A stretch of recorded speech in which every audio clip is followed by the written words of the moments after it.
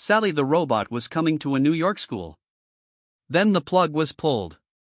The Salamanca City Central School District in western New York planned to bring an artificial intelligence-powered robot into its high school. Superintendent Mark Beeler turned to the student government to help design almost every detail. The students decided the robot would appear as a young female between 16 and 24 years old, with a light-hearted, positive, and humble personality. She would know local history such as the significance of the Kinzua Dam.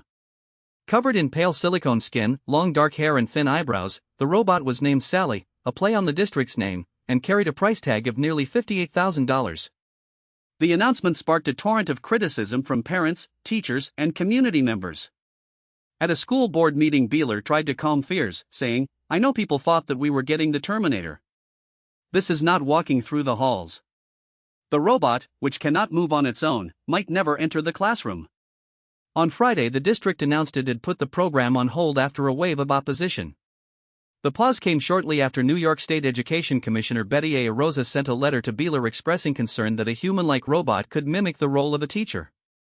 Rosa wrote that many parents, teachers, and stakeholders are understandably worried about AI technology in classrooms, especially when it resembles people. She said the department would monitor the program for potential instructional, legal, privacy, and security issues. Teachers' unions and parent groups added their own objections. The robot would be built by Realbotics, a company that a year ago operated under the name Tokens.com as a cryptocurrency firm. Realbotics now makes lifelike, life-size robots for classrooms and homes, while a sister company produces AI-powered sex dolls marketed as Serenity and Harmony. Realbotics chief executive Andrew Kigwell has said the robots are not capable of physical intimacy. In a statement Friday, Realbotics said no adult products business is involved in the Salamanca project and that it supports the district's decision to pause. The company added that healthy skepticism is valuable and that its products are designed to support human engagement. The student government members spent weeks meeting with district officials and the robot's designers, selecting everything from the robot's age range to its tone of voice. They chose a lighthearted, positive, and humble personality because they wanted Sally to feel approachable to teenagers. The robot's knowledge base includes the history of the Kinzua Dam, a landmark that shapes the region's identity.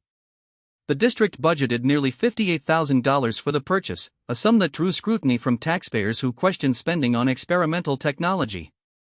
At the board meeting, Beeler emphasized that Sally cannot move on her own and would stay stationary in a designated classroom area. Despite those assurances, parents flooded the district's phone lines and social media with concerns about privacy, data collection, and the psychological impact of a human-like machine on children. The state education commissioner's letter warned that the robot could blur the line between a teaching assistant and a certified instructor, raising legal questions about credentialing. Teachers' unions echoed that worry, arguing that any AI presence must be clearly defined and regulated. Realbotics, which rebranded from the cryptocurrency firm Tokens.com only a year ago, now markets lifelike robots for education and home use. Its sister company, which produces the Serenity and Harmony models, has been the subject of public debate over the ethics of intimate AI. Realbotics chief executive Andrew Kigwell has publicly stated that the robots lack any capacity for physical intimacy. In its Friday statement, the company reiterated that no adult product division participates in the Salamanca project and welcomed the pause as a chance for transparent review.